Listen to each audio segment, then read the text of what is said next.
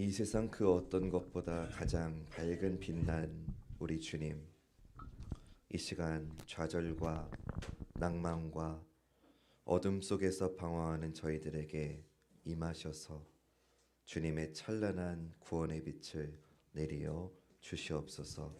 소망을 보게 하시고 삶의 희망이 넘치게 하시고 육신의 질병과 마음의 상처와 세상의 무게로 인해 낙심한 자들에게 이 시간 주님의 힘을 내리어 주시옵소서. 예수님의 이름으로 기도합니다. 아멘. 오늘 설교 제목을 보시고 좀 어떤 생각이 드셨습니까? 인생이 좋아서, 힘들어서, 평범해서 모든 순간이 은혜입니다. 어디서 좀 많이 들어본 것 같지 않습니까?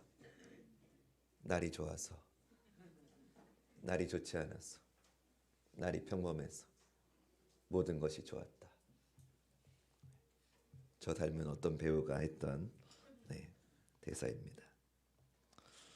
오늘 본문은 모세가 하나님 명령에 따라서 이스라엘 백성들을 이끌고 애굽에서부터 이 모압까지 오는 동안 머물렀던 장소들을 기록하고 있습니다.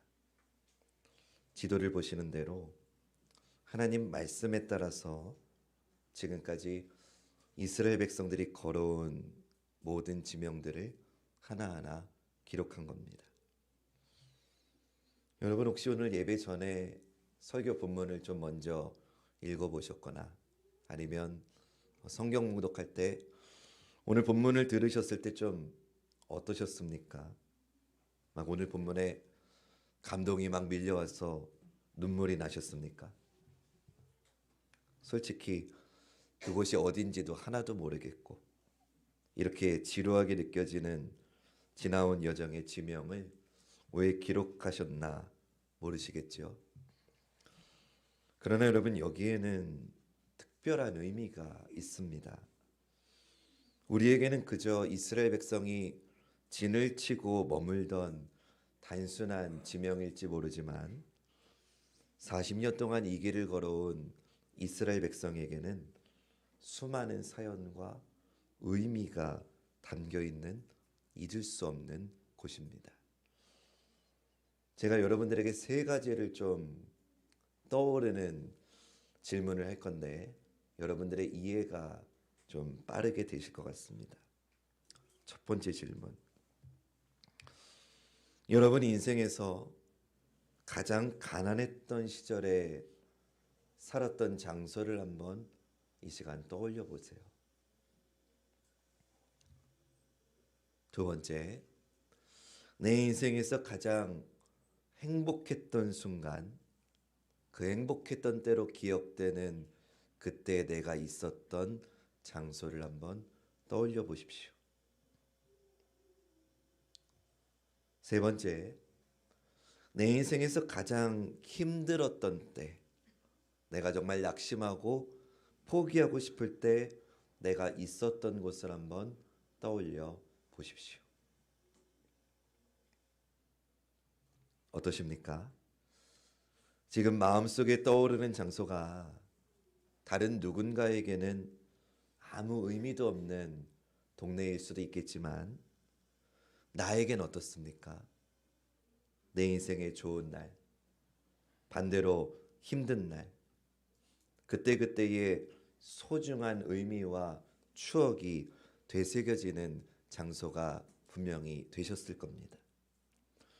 오늘 성경에 나오는 지명도 마찬가지입니다. 하나하나 거쳐온 이 지명들은 이스라엘 백성들에게 많은 기억을 회상시켜주는 곳들입니다. 그리고 그곳에 담긴 사연, 또 그곳에서 만났던 하나님의 역사는 자기들뿐만 아니라 다음 세대들에게 그리고 또 앞으로 이 광야길을 걸어갈 그 다음 순례자들에게 특별한 메시지가 될 겁니다. 오늘 본문 5절 말씀 볼까요? 이스라엘 자손이 라암셋을 떠나 숫곳에 진을 치고. 오늘 본문에서 제일 먼저 언급되는 지명은 라암셋과 숫곳입니다. 이스라엘 자손이 라암셋을 떠나서 숫곳에 이르렀어요. 근데 이것과 똑같은 기록을 출애굽기 12장 37절부터 42절에 더 자세히 이 이야기가 나옵니다. 이스라엘 자손이 라암셋을 떠나서 숫곳에 이르니 유아 외에 보행하는 장정이 60만 가량이요 수많은 잡족과 양과 소와 심이 많은 가축이 그들과 함께하였으며 그들이 애굽으로부터 가지고 나온 발교되지 못한 반죽으로 무교병을 구웠으니 이는 그들이 애굽에서 쫓겨남으로 지체할 수 없었음이며 아무 양식도 준비하지 못하였음이었더라. 이스라엘 자손이 애굽에 거주한 지 430년이라. 430년이 끝나는 그날에 여호와의 군대가 다 애굽 땅에서 나왔은즉 이 밤은 그들을 애굽 땅에서 인도해 내심으로 말미암아 여호와 앞에 지킬 것이니 이는 여호와의 밤이라. 이스라엘 자손이 다 대대로 지킬 것이니라. 아멘. 이스라엘 자손이 라암셋을 떠나서 숫곳에 이르렀다. 이게 무엇을 의미하는 걸까요? 라암셋은 야곱의 가족들이 요셉의 도움으로 처음 애굽 땅에 거주했던 그 고센 지역이 위치했던 곳이고요. 또 방금 읽은 출애굽기 말씀을 보니까 이때는 유월절 사건 직후였다고 합니다. 그러니까 정리하면 하나님의 은혜로 남자 장정만 60만 명이었으니까 다 합치면 약 200만 명의 이스라엘이 애굽을 떠나오게 된 겁니다. 애굽에 거주한 지 430년이 끝나는 그날 이스라엘의 모든 백성이 애굽 땅에서 나온 것이지요. 그러니까 라암셋에서 숫곳으로 왔다는 건 영적으로 말하면 구원받은 날을 의미하는 겁니다. 이스라엘 백성은 이 날을 절대 잊을 수가 없습니다. 여러분, 부부가 처음 만나서 먹었던 밥은 기억이 안 나죠? 박준영 권사님, 한윤영 권사님하고 처음 만나서 먹었던 밥이 뭔지 기억나세요? 안 난다고 해야죠.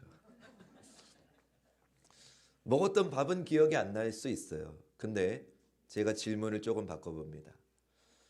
한윤정 권사님하고 처음 차렸던 신혼집은 기억이 나시죠? 네. 먹은 밥은 기억 못해도 처음 신혼살림을 차렸던 장소는 잊지 못합니다. 그거를 어떻게 잊겠습니까? 지금 이스라엘도 마찬가지인 거예요. 숫곳은 이스라엘 백성에게 결코 잊을 수 없는 땅이에요. 오랜 애굽의 노예 생활로부터 벗어난 첫 번째 땅이었기 때문이죠. 사랑하는 여러분, 우리 인생에도 이처럼 라암셋을 떠나서 숫곳에 도착한 구원의 은혜가 있는 줄로 믿습니다. 구원은요, 인생의 목적지가 바뀌는 거예요. 세상에서 천국으로 목적지가 바뀌는 겁니다. 내 삶에서 예수님을 만나는 순간 내 인생의 방향이 세상에서 주님을 만나는 길로 바뀝니다. 그래서 우리는 더 이상 이 땅을 목적지로 삼지 않아요. 우리에게는 영원한 천국이 있기 때문입니다. 그래서 우리는 믿음의 순례자인 겁니다. 근데 여기는 더 중요한 의미가 있어요. 라암셋에서 숫곳으로 나왔다는 것은요, 내 삶의 왕이 바뀌었다는 것을 뜻합니다. 430년 동안 이스라엘 백성들의 삶을 좌지우지했던 사람이 누굽니까? 애굽 왕 바로였죠. 그러나 구원은 그 바로 왕의 권세 아래에서 벗어나는 것, 떠나는 것이죠. 우리도 마찬가지입니다. 하나님이 주시는 구원의 의미가 무엇이냐? 내 삶 가운데 왕이 바뀌는 것입니다. 우리 화면 보시면서 선포해 볼까요? 시작. 아멘. 구원은요, 내 삶의 왕이 바뀌는 거예요. 다시 말하면 나를 다스리는 주인이 바뀌는 게 구원이에요. 우리가 신앙생활하면서 평생 잊지 말아야 될 건요, 내가 예수님 믿는 순간 내 인생의 왕이 바뀌었다는 거죠. 사랑하는 여러분, 정말 여러분 인생의 주인이 하나님 맞으십니까?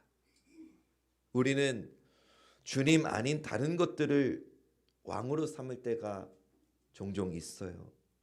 어느 순간 내 인생에 성공이 왕이 되어 있고, 어느 순간 내 인생에 돈이 왕이 되어 있을 때가 있다는 거죠. 근데 그럴 때 여러분들 마음이 어떠십니까? 성공이, 돈이, 명예가 내 인생의 왕이 되었을 때 여러분 마음이 평안하고 개운하십니까? 아니면 좀 찜찜하십니까? 믿음이 조금 더 있으신 분들은 주님께 그런 내 삶이 죄송하다는 마음이 드실 겁니다. 근데 여러분, 이런 찜찜함, 이런 죄송함이 중요합니다. 왜 찜찜한 마음이 듭니까? 왜 죄송한 마음이 듭니까? 내 마음속에 여전히 주님이 나의 왕이라고 하는 신앙과 고백이 아직 우리에게 있기 때문인 줄로 믿습니다. 내 안에 이 신앙이 살아있기 때문에 마음이 괴로운 거예요. 넘어지고 또 좌절할 때마다 주님께 부끄럽고 죄송한 마음이 든다면 아직 내 마음속에 믿음이 존재하고 있다. 여러분, 그렇게 생각하시면 됩니다. 그러니 사랑하는 여러분, 다시 회개하고 돌아서서 주님만을 왕으로 모시기를 주님의 이름으로 축원합니다. 그럴 때 우리 인생에 참된 평안이 찾아오는 거죠. 오늘 본문 민수기 33장에는 총 42개의 지명이 나옵니다. 근데 이 모든 42개의 지명은요, 총 3가지로 좀 분류해 볼 수 있을 것 같아요. 첫 번째, 하나님께서 역사하셨던 지역들입니다. 광야에서 이스라엘 백성들의 필요를 공급해 주셨던 하나님, 주님의 강력한 도움의 손길을 경험한 곳이라고 할 수 있습니다. 두 번째는 이스라엘 백성들이 하나님을 떠나서 하나님을 거역하면서 죄로 넘어진 지역들입니다. 실패한 경험들, 부끄러운 죄악들을 기억나게 하는 곳입니다. 세 번째는요, 아무 일도 일어나지 않은 곳입니다. 특별한 것 하나 없는 그런 곳들, 그저 지나가는 것처럼 느껴지는 그런 곳들입니다. 그 중에 첫 번째, 먼저 하나님이 역사하셨던 지역들을 좀 보겠습니다. 6절 말씀, 숫곳을 떠나 광야 끝 에담에 진을 치고. 광야 끝 에담, 이곳은 이스라엘 백성들에게는 감격스러운 곳이에요. 에담이 왜 감격스러운 곳인지는 출애굽기 13장 20절부터 22절을 보면 알 수 있습니다. 우리 화면 보시면서 같이 한번 읽어볼까요? 시작. 그들이 숫곳을 떠나서 광야 끝 에담에 장막을 치니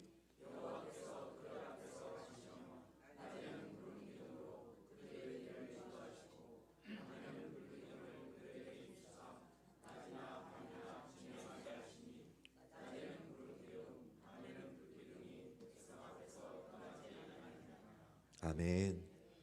에담은요, 하나님이 이스라엘 백성을 불기둥과 구름기둥으로 인도해 주신 곳이에요. 이 놀라운 은혜를 경험한 이 에담을 떠올릴 때마다 이들의 마음이 얼마나 뜨거웠겠습니까? 여러분, 우리 인생에도 이렇게 하나님께서 건져주시고 인도하신 흔적들이 있다는 걸 여러분들이 꼭 기억하시면 좋겠습니다. 시련의 광야길에서 내 믿음을 견고하게 세워주신 분이 누구셨는지, 또 누가 우리를 이 땅의 위험한 곳에서 안전하게 통과할 수 있도록 이끄셨는지를 우리는 기억해야 됩니다. 그 기억을 갖고 있어야만, 그런 사람만이 내 인생에 어떤 시련과 문제가 찾아온다 할지라도 흔들리지 않을 수 있는 겁니다. 하나님이 이스라엘을 인도하신 역사는 9절에도 나와요. 마라를 떠나 엘림에 이르니 엘림에는 샘물 12과 종려 70그루가 있으므로 거기에 진을 치고. 마라에서 나왔다고 했는데 마라는 물이 없었던 곳이에요. 물이 없어서 마라에서 고생을 했는데 엘림에 도착해 보니까 거기에는 샘물 12이 있었고 종려나무 70그루가 있었대요. 하나님은 이렇게 사막 한가운데에서 샘물을 준비해 두셨고 우리를 인도하신다. 이 사실을 이스라엘이 경험한 거죠. 여러분, 우리가 살다 보면 힘든 때도 있습니다. 그러나 반드시 하나님께서 샘물 나게 하시는 은혜의 때가 반드시 올 줄로 믿습니다.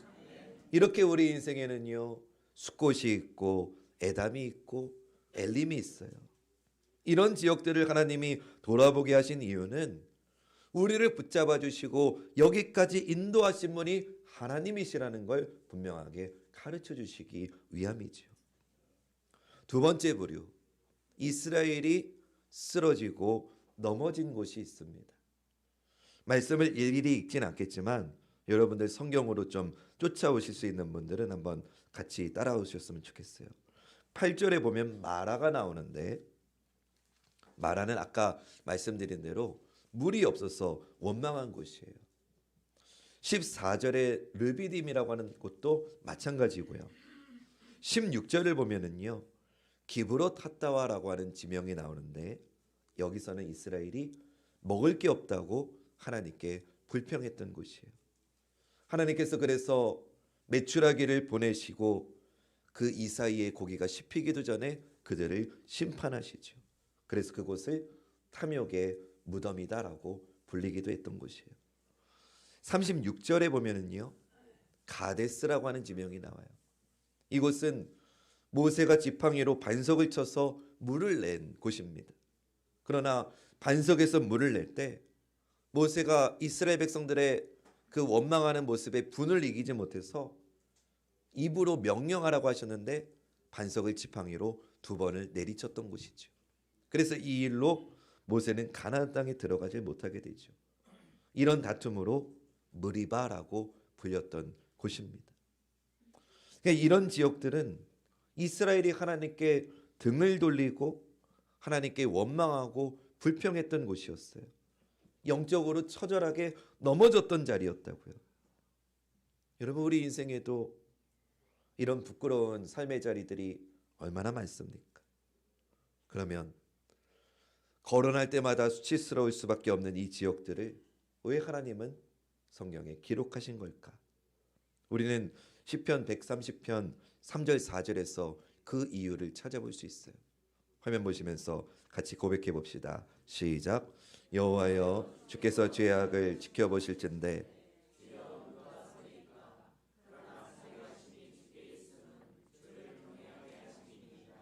아멘.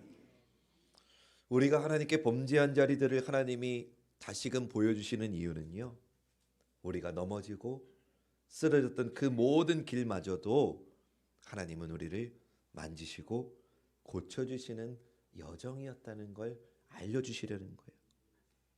방금 읽은 이 시편 말씀해 보니까 하나님은 우리의 죄를 다 보고 계신대요. 그런데 보시고 심판하시는 게 아니라 그럼에도 하나님은 우리를 깊이 생각하신대요. 사유하심이 주님께 있대요. 우리를 깊이 생각하시는 마음이 우리 하나님께는 있다는 거죠. 생각하신다는 게 뭐예요? 우리 주님께는 용서가 있다는 거죠. 용서하시는 그 마음이 있기 때문에 우리의 모든 죄를 사하시기 위해서 십자가에서 친히 죽기까지 하신 거죠. 주님 앞에 우리의 죄된 모습을 가지고 설 수 있는 사람은 아무도 없어요.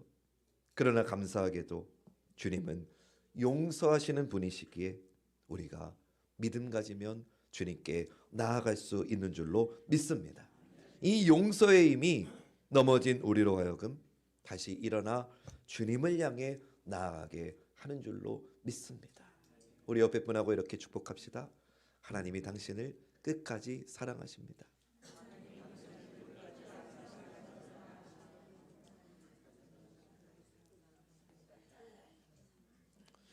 마지막 세 번째 부류는요, 아무 일도 일어나지 않았던 곳이에요. 아주 평범했던 지역들이에요. 진을 치고 또 진을 떠나는 동안에 어떤 특별한 사건도 일어나지 않았던 곳이 있어요. 오늘 본문 25절부터 29절 말씀. 하라다를 떠나 마켈롯의 진을 치고 마켈롯을 떠나 다핫의 진을 치고 다핫을 떠나 데라의 진을 치고 데라를 떠나 미가의 진을 치고 미가를 떠나 하스모나의 진을 치고. 우리가 알만한 데는 한 군도 없어요. 근데 왜 굳이 이런 장소들을 언급하신 걸까요? 그냥 넘어가도 될 것 같은데, 그냥 시딤에서 모압 평지까지 왔다 이러면 될 것 같은데 말이죠. 하지만 하나님은 이 평범한 지역들을 통해서 우리에게 깨달음을 주시는 거예요.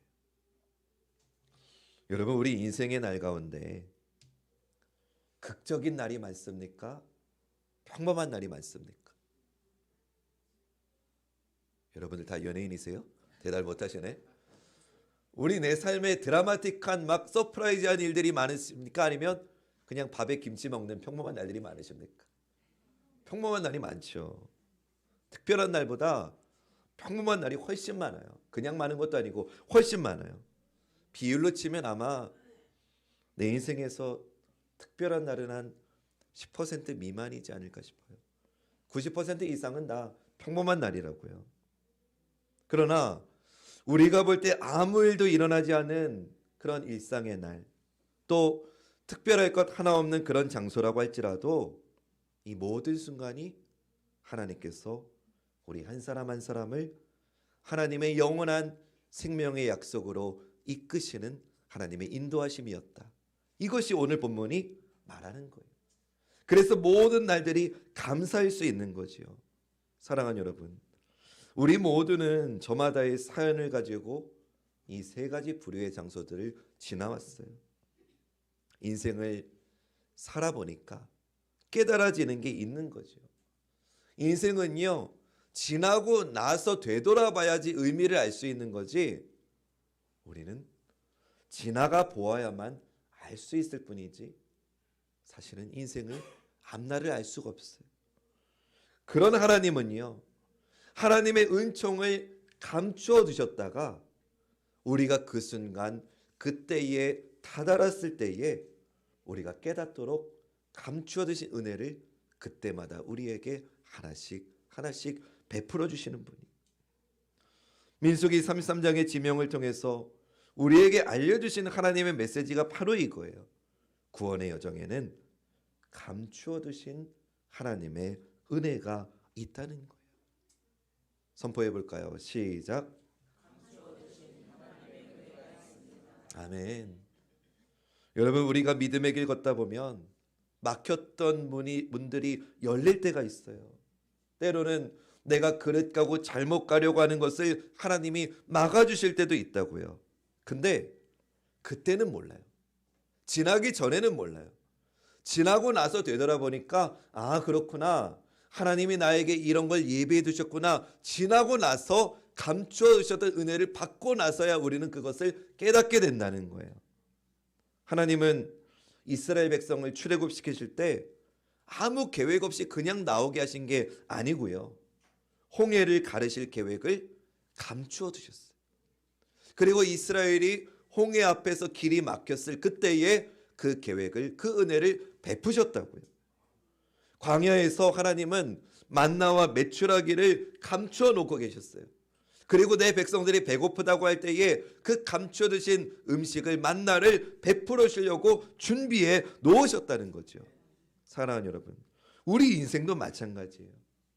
우리 신앙의 여정에서 우리를 위해서 감추어 두신 하나님의 은혜가 있다는 걸 여러분 믿으셔야 됩니다. 신앙이 성숙하면 이 하나님의 은혜를 더 깊이 알게 돼요. 여러분의 평범한 날에도 하나님의 은혜가 이어지고 있다는 것을 기대하며 살아가시기를 주님의 이름으로 축원합니다.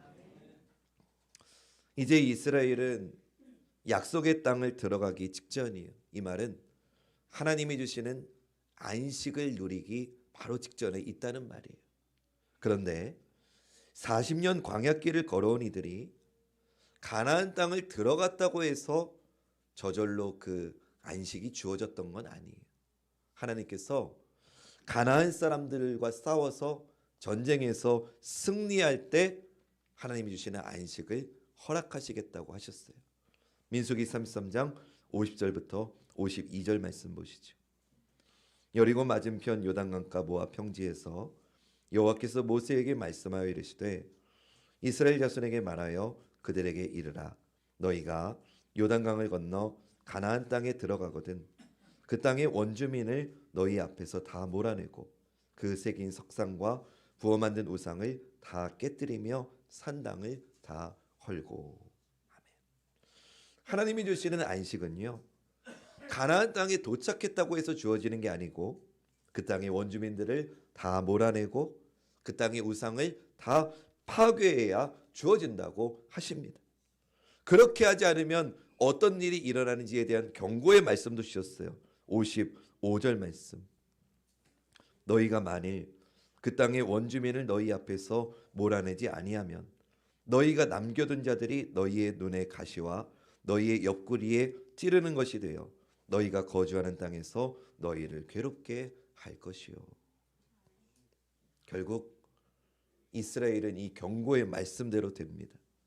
하나님 말씀대로 이들이 원주민들을 다 몰아내지 않고 그들과 타협을 했기 때문에 가나안 땅의 원주민들이 이스라엘 백성들에게 가시가 됩니다. 그리고 심지어는 사사기 말씀에 보면 이스라엘 백성이 이제는 이방 우상을 섬기는 이방 민족들하고 하나도 다를 바가 없을 정도로 영적으로 넘어진 모습을 우리는 보게 됩니다. 여러분, 이게 무엇을 말하는 거예요? 결국 안식을 얻는데 실패했다는 거예요. 모세도 실패했다는 거예요. 여호수아도 실패했다는 거예요. 모세도 여호수아도 아니 구약이 끝날 때까지 그 어떤 지도자도 선지자도 참된 안식을 얻는 데는 실패했다는 거예요. 이게 구약의 메시지예요. 다시 정리해서 한마디로 말하면 참된 안식은 우리 인간의 힘으로 얻을 수 없다는 거예요. 그러면 참된 안식은 누구를 통해서 어떻게 얻을 수 있겠습니까? 모든 죄와의 전쟁에서 승리하신 그분, 우리의 죄를 사하시기 위해서 우리 인생의 모든 짐을 지시고 십자가에서 돌아가신 그분, 오직 예수 그리스도만이 우리에게 영원한 참된 안식을 주실 줄로 믿습니다. 우리에게 영원한 안식을 주실 분은 예수님밖에 없어요. 이게 성경이 말하는 메시지입니다. 만약에 우리 힘으로 안식을 누려야 된다면 그거야말로 절망이죠. 힘 있을 때는 내가 안식을 누릴 수 있을 것 같은데, 여러분 어떠십니까? 한 60대까지는 그래도 내가 뭔가 할 수 있을 것 같았는데 건강을 잃고 직장을 잃고 그러니까 관계도 거의 끊어지고 모든 게 다 내 손에서 사라져버린 것 같은 그때는 어떻습니까? 근데 만약에 하나님께서 안식을 네 힘으로 얻어라 라고 하면 절망일 수밖에 없습니다. 그러나 성경은 무엇을 말합니까? 모든 사람의 인생에 예수님이 오셔야만 참된 안식을 얻을 수 있다는 것이 우리에게 복음인 줄로 믿습니다. 그래서 우리는 그 참된 안식을 주시는 주님의 오심을 간절히 기다리는 대림절기를 오늘부터 시작하고 있는 겁니다. 예수님만이 참된 안식을 주실 수 있기에 그 주님만이 이 말씀을 하실 수 있습니다. 수고하고 무거운 짐진 자들아 다 내게로 오라. 내가 너희를 쉬게 하리라. 할렐루야. 이 말씀은 우리 주님만이 하실 수 있는 겁니다. 사랑하는 여러분, 비록 없는 것도 많고 원망도 많은 게 우리의 현실이지만 하나님이 나에게 안식을 주시는 참된 목자이심을 우리가 정말 믿는다면 내가 있는 오늘의 이 자리는 얼마든지 감사의 자리, 찬송의 자리가 될 줄로 믿습니다. 저는 여러분들이 훗날 오늘 이 자리를 되돌아보실 때, 추억하실 때 인생이 좋아서, 인생이 힘들어서, 인생이 평범해서 모든 순간이 하나님의 은혜였다 고백할 수 있는 사랑하는 우리 모든 성도님들 되시기를 주님의 이름으로 축원합니다.